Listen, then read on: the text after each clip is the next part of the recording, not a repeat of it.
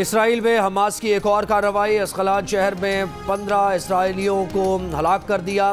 اسرائیلی فوج کی فائرنگ سے حماس کے 4 ارکان شہید۔ حماس نے اسرائیلی فوجی اڈے پر حملے کی نئی ویڈیو بھی جاری کر دی۔ عرب میڈیا کے مطابق حماس کے ارکان نے فوجی اڈے میں موجود بختر بند اور بھاری ہتھیار پر قبضہ کیا۔ اسرائیل کے 8 شہروں میں اب بھی اسرائیلی فوجیوں اور حماس کے ارکان کے درمیان لڑائی جاری۔ امریکی ٹی وی کے مطابق حماس نے ایک اور اسرائیلی شہر پر راکٹ سے حملہ کیا۔ حماس کی کارروائیوں میں سینئر فوجی آفیسر سمیت 50 سے زائد فوجی اور 600 سے زیادہ اسرائیلی ہلاک ہوئے، 2000 سے زیادہ زخمی۔ اسرائیل کا فلسطینیوں کو 12 گھنٹے میں غزہ خالی کرنے کا الٹیمیٹم۔ اسرائیلی وزیراعظم کا غزہ پر مکمل قبضہ کرنے اور حماس کو ختم کرنے کی دھمکی۔ اسرائیلی وزیراعظم نے جنگ کے فرمان پر دستخط کر دیے۔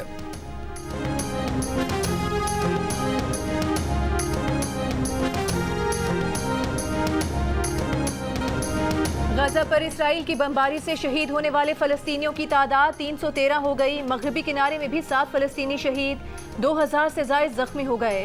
حماس کا سینئر اسرائیلی کمانڈر میجر جنرل نمرود الونی سمیت متعدد افراد کو یرغمال بنا کر غزہ منتقل کرنے کا دعویٰ۔ غزہ پر رات بھر جاری رہنے والی بمباری سے کثیر منزلہ فلسطین ٹاور بھی ملبے کا ڈھیر بن گیا۔ اسرائیل نے غزہ کو بجلی، ایندھن اور دیگر اشیاء کی سپلائی روک دی، انٹرنیٹ پر بھی بندش لگا دی۔ غزہ کے رہائشیوں کو دنیا سے رابطوں میں سخت پریشانی کا سامنا۔ اسرائیل حماس جنگ میں لیبنان کی مزاحمتی تنظیم حزب اللہ بھی شامل۔ حزب اللہ کے عماد مخنی یونٹ کا 3 اسرائیلی فوجی چوکیوں پر حملہ۔ اسرائیلی فوج کی لیبنان کے سرحدی علاقے پر گولہ باری۔ اقوام متحدہ کی انگ فوج کا تمام فریقین سے تحمل کے مظاہرے کا مطالبہ۔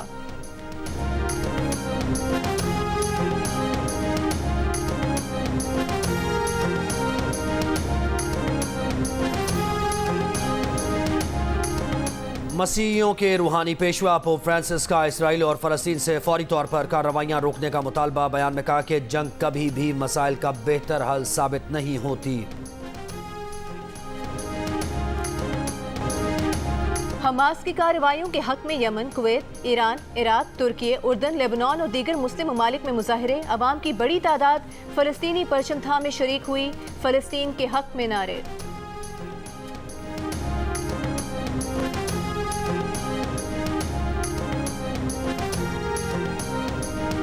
حماس کے حملوں سے گھبرا کر اسرائیلی شہریوں کی ملک سے نکلنے کی کوششیں۔ تل ابیب کے ایئرپورٹ پر پروازوں کی منسوخی کے اعلانات کے باوجود اسرائیلی شہریوں کا رش لگ گیا۔ بیرون ملک روانگی کے لاؤنج میں اسرائیلی شہریوں کی قطاریں لگ گئیں۔ بھارت، ترکی، فرانس، جرمنی سمیت کئی ملکوں نے اسرائیلی دارالحکومت تل ابیب کے لیے پروازیں منسوخ کر دیں۔ اسرائیل میں اتنا بڑا حملہ کیسے ہو گیا؟ اسرائیلی انٹیلیجنس بری طرح ناکام کیسے ہو گئی؟ اسرائیلی میڈیا نے سوالات اٹھا دیے۔ کہا اسرائیلی ریاست، فوج، انٹیلیجنس بری طرح ناکام رہی۔ صورتحال کی تمام تر ذمہ دار وزیر اعظم نیتن یاہو ہیں۔ جنگ ختم ہونے پر نیتن یاہو ہی ذمہ دار ٹھہرائے جائیں گے۔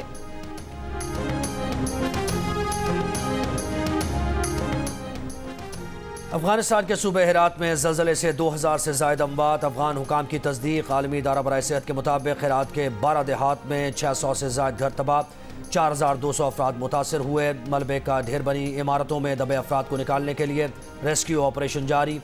گزشتہ روز ہرات کے شمال مغرب میں 6.3 شدت کا زلزلہ ریکارڈ کیا گیا تھا۔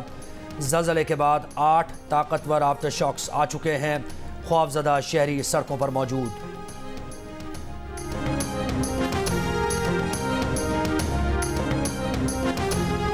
پاکستان مشکل وقت میں اپنے افغان بھائیوں بہنوں کے ساتھ ہے۔ بحالی کی کوششوں میں ہر ممکن تعاون فراہم کریں گے۔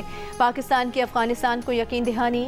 ترجمان دفتر خارجہ نے کہا کہ زلزلے سے متاثرہ افراد کی ضروریات کا اندازہ لگانے کے لیے افغان حکام سے رابطے میں ہیں۔ افغانستان میں تباہ کن زلزلے پر دلی صدمے کا اظہار۔ جاں بحق ہونے والوں کے اہل خانہ سے تعزیت کا اظہار۔ سندھ کے کارکن سندھی ٹوپی اور اجرک پہن کر نواز شریف کے استقبال کے لیے مینار پاکستان آئے۔ مریم نواز کی فرمائش۔ مٹیاری میں نواز شریف کی استقبالیہ کمیٹی کے اجلاس سے ویڈیو لنک پر خطاب میں کہا کہ وہ سندھ کے کارکنوں کا مینار پاکستان پر انتظار کریں گی۔ نواز شریف آپ کے لیے آ رہے ہیں۔ حمزہ شہباز نے ایک بیان میں کہا کہ نواز شریف کی آمد پاکستان کی معاشی ترقی اور خوشحالی کی تیاری ہے۔ چوتھی بار نواز شریف کا وزیر اعظم بننا پاکستان کی معاشی ترقی کا چوتھا موقع ہوگا۔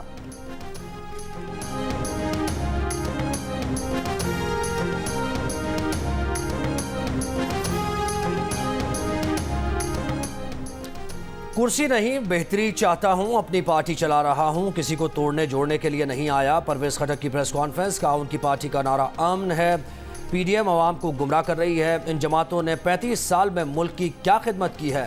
مسلم لیگ ق کے صوبائی صدر علامہ محمد شعیب ساتھیوں سمیت پی ٹی آئی پارلیمنٹیرینز میں شامل۔ ایم کیو ایم پاکستان کے کنوینر خالد مقبول صدیقی کا کہنا ہے کہ ہم کسی سے کم پاکستانی نہیں، لیکن ہم خود کو پاکستان کا ٹھیکیدار نہیں سمجھتے۔ ہم بھی آپ کے برابر کے حقدار اور وفادار ہیں۔ یہ ملک دین کے نام پر بنا ہے، زبان کے نام پر نہیں۔ پاکستان مسلم الائنس دیوان کے رہنماؤں کے ہمراہ پریس کانفرنس میں کہا کہ ایم کیو ایم کے ساتھ کھڑا ہونا آسان فیصلہ نہیں۔ آپ ہمارے ساتھ کھڑے ہوئے ہیں، ہم آخر تک آپ کے ساتھ کھڑے رہیں گے۔ پاک مسلم الائنس دیوان کے چیئرمین بچو عبدالقادر دیوان نے کہا کہ ہم کراچی میں 35 لاکھ ہیں، ان کے شناختی کارڈ اور پاسپورٹ کا مسئلہ ہے۔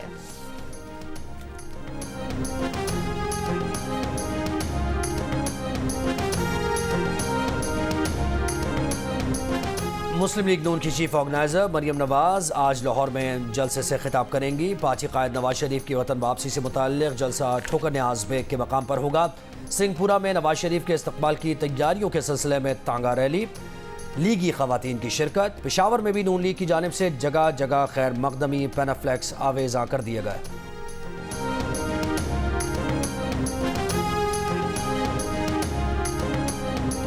نگراں وفاقی وزیر اطلاعات مرتضی سولنگی نے کہا ہے کہ ہم الیکشن کے مرحلے سے گزر رہے ہیں۔ ملک میں الیکشن کا ماحول ہے، کسی جماعت اس کی قیادت کو اپنا موقف دینے کی آزادی ہے۔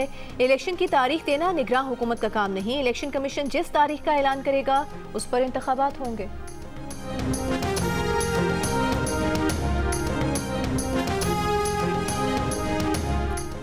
جماعت اسلامی کراچی بجلی کی قیمتوں میں انصاف کے خلاف آج گورنر ہاؤس کے سامنے دھرنا دے رہی ہے۔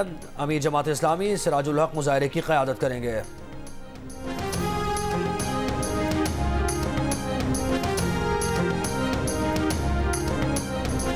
دھرنے کے شرکاء کے لیے کسی بھی چیز کی ضرورت ہو تو مجھے ضرور بتائیے گا۔ گورنر سندھ کامران ٹسوری کا جماعت اسلامی کراچی کے امیر حافظ نعیم الرحمان کو ٹیلی فون پر اصرار، کہا سراج الحق کو ان کا سلام کہیے گا۔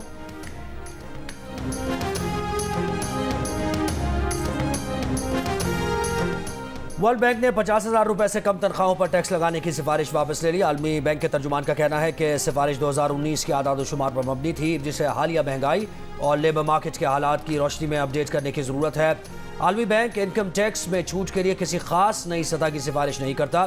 عالمی بینک نے تازہ سروے کرنے کی تجویز دیتے ہوئے کہا کہ ٹیکس کی حدوں میں مناسب تبدیلیوں کا اندازہ نئے سروے کے اعداد و شمار کی بنیاد پر کیا جانا چاہیے۔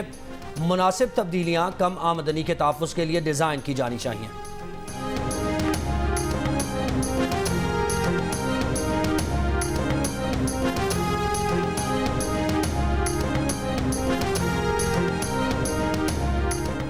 فرضی کمپنیز نے سولر پینل کی آڑ میں 13 ارب روپے کا کالا دھن بیرون ملک منتقل کیا۔ ڈائریکٹوریٹ پوسٹ کلیئرنس آڈٹ نے سولر پینلز کی مزید 6 فرضی کمپنیز بے نقاب کر دیں۔ دستاویز کے مطابق 6 فرضی کمپنیز میں 3 کا تعلق کراچی اور 3 کا تعلق کوئٹہ سے ہے۔ ایف بی آر حکام کے مطابق کسٹمز پوسٹ کلیئرنس آڈٹ کی ٹیم نے 6 نئے مقدمات درج کر کے گرفتاریوں کے لیے ٹیمز بنا دیں۔ ایک فرضی کمپنی کا مالک گرفتار، 6 دن کا ریمانڈ لے لیا۔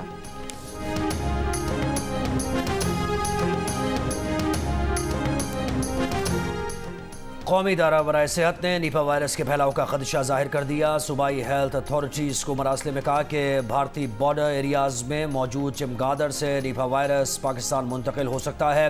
نیپا وائرس کی علامات 5 تا 14 دن تک رہ سکتی ہیں۔ اس علامات میں سر درد، بخار، سانس لینے میں دشواری، جی متلانا، قے، پٹھوں میں درد، غنودگی شامل ہیں۔ قومی ادارہ برائے صحت کی سرحدی مقامات اور ایئرپورٹس پر مؤثر سرویلنس یقینی بنانے کی ہدایت۔ نیپا وائرس سے ماضی قریب میں کئی ہلاکتیں رپورٹ ہو چکی ہیں۔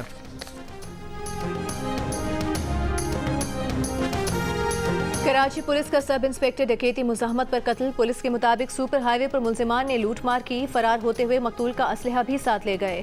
رات گئے قتل کی واردات کے بعد پولیس اب تک قاتلوں کا سراغ لگانے میں ناکام۔ وزیر اعلیٰ سندھ کا نوٹس، اسٹریٹ کرمنلز کے خلاف کارروائی تیز کرنے کی ہدایت۔ شہید سب انسپیکٹر عامر علی کی فیملی سے اظہار تعزیت۔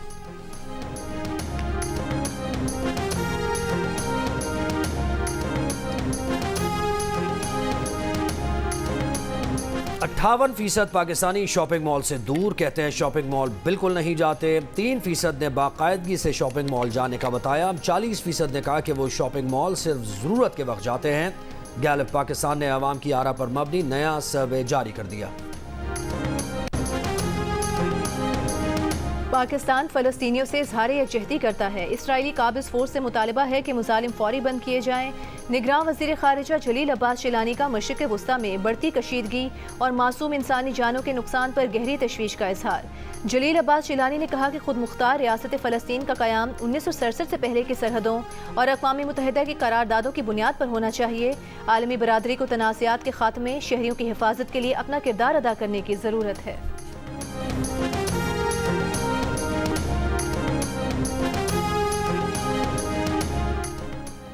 عالمی برادری مداخلت کرے، فلسطینیوں کے خلاف اسرائیلی جارحیت رکوائے، فلسطینی علاقوں سے اسرائیلی قبضہ ختم کرا کے فلسطینی ریاست قائم کی جائے۔ اسلامی تعاون تنظیم کا مطالبہ، فلسطینیوں کے خلاف اسرائیلی جارحیت کی مذمت۔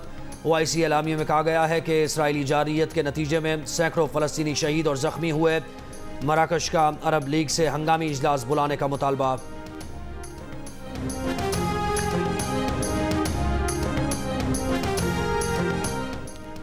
عالمی برادری ہنگامی بنیادوں پر ایکشن لے، دیر پا امن کے لیے راستہ نکالے۔ چین کا مطالبہ، اسرائیل فلسطین کشیدگی پر گہری تشویش کا اظہار۔ آزاد فلسطینی ریاست کے قیام کو تنازع کا حل قرار دے دیا۔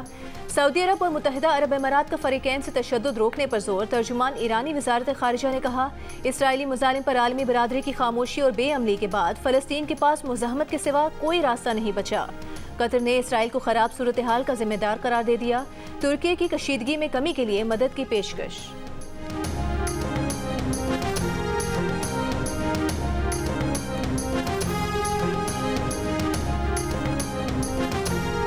امریکی صدر جو بائیڈن کا اسرائیل کی مکمل حمایت کا اعلان کا۔ اس مشکل وقت میں امریکہ اسرائیل کے ساتھ کھڑا رہے گا۔ اسرائیل کو فوجی، انٹیلیجنس اور سفارتی سطح کی معاونت سمیت جو مدد درکار ہوگی وہ فراہم کی جائے گی۔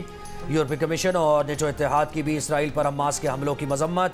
اسرائیل فلسطین کشیدگی پر اقوام متحدہ سلامتی کونسل کا اجلاس آج ہوگا۔ سیکرٹری جنرل اقوام متحدہ کی اسرائیل پر حماس کے حملوں کی مذمت۔ کہا، کشیدگی میں اضافہ روکنے کے لیے تمام سفارتی کوششیں بروئے کار لائی جائیں۔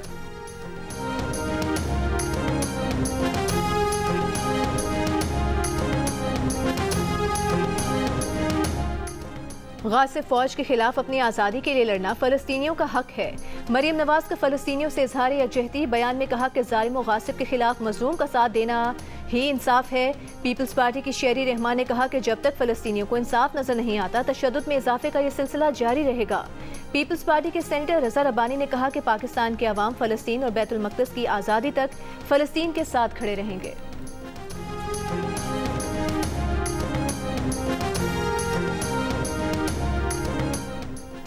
مسلم لیگ نون کے صدر شہباز شریف کا افغانستان میں زلزلے سے جانی نقصانات پر اظہار افسوس۔ جاں باغ افراد کے اہل خانہ سے تعزیت۔ پیپلز پارٹی کے چیئرمین بلاول بھٹو زرداری نے کہا کہ افغانستان میں آنے والے تباہ کن زلزلے اور جانوں کے نقصان کے بارے میں سن کر دل دہل گیا۔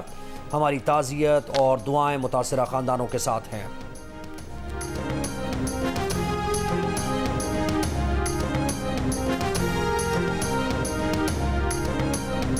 افغان کرکٹر راشد خان کا world cup match fee Afghan زلزلہ متاثرین کی امداد کے لیے عطیہ کرنے کا اعلان۔ کہا، بہت جلد زلزلہ متاثرین کے امدادی فنڈ کی مہم کا اجرا بھی کریں گے۔ پاکستان میں آنے والے تباہ کن زلزلے کو 18 برس ہو گئے۔ 8 اکتوبر 2005 کو آنے والے قیامت خیز زلزلے سے آزاد کشمیر اور ہزارہ ڈویژن سمیت خیبر پختونخوا کے مختلف اضلاع میں وسیع پیمانے پر تباہی ہوئی تھی۔ زلزلے میں 80,000 سے زائد افراد جاں بحق ہوئے۔ آبادیاں ملبے کا ڈھیر بن گئیں۔ ہنستے بستے شہر سیکنڈز میں اجڑ گئے۔ 18 سال بعد بھی نیو بالاکوٹ سٹی کی تعمیر مکمل نہ ہو سکی۔ متاثرین نے مایوس ہو کر ریڈ زون میں ہی مکانات بنانا شروع کر دیے۔